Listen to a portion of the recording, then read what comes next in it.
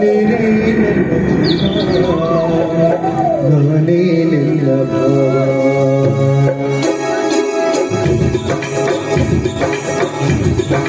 ಹೃದಯ ನೀಡಿದಾಗ ನೀನೇ ನನ್ನ ಜೀವ, ನಾನೇ ನಿನ್ನ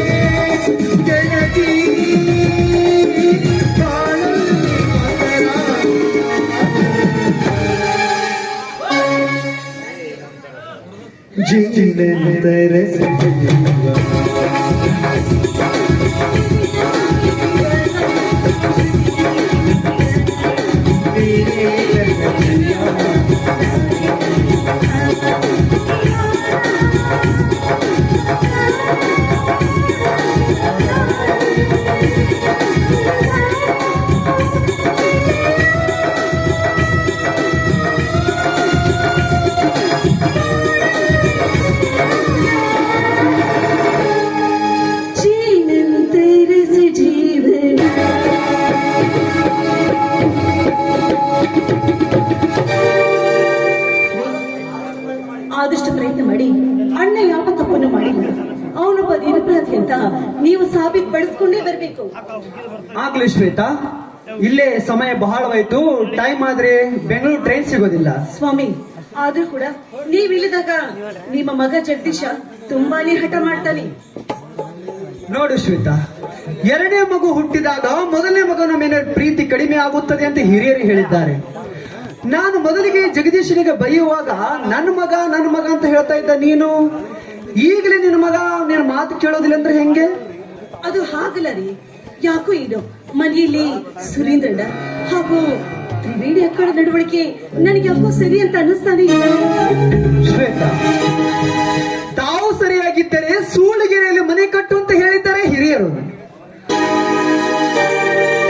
ಅವ್ರು ಏನಾದ್ರೂ ಮಾಡಿಕೊಳ್ಳಲಿ, ನಿನ್ನ ತೆಕ್ಕೆ ನಿನ್ನ ಪಾಡಿಗೆ ನೀನು ಇದ್ದು ಬಿಡು, ಅಷ್ಟೇ ಸಾಕು.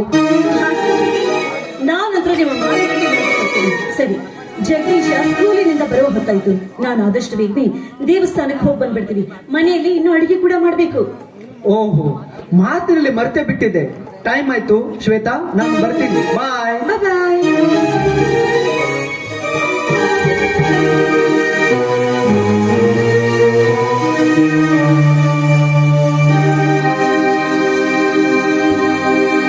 ಆ